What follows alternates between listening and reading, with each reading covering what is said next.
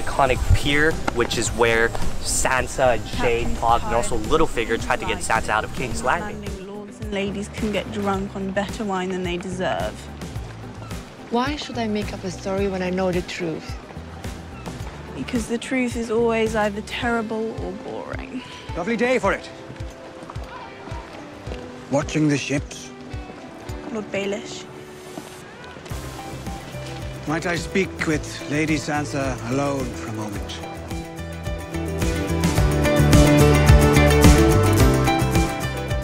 Two small little houses is actually what King Robert Baratheon in the first few seasons, actually no, it's King Joffrey in the first few seasons orders to kill all the Baratheon bastards. That way no one threatens the throne. And you see that the gold cloaks actually go here to take those children and to essentially get rid of them.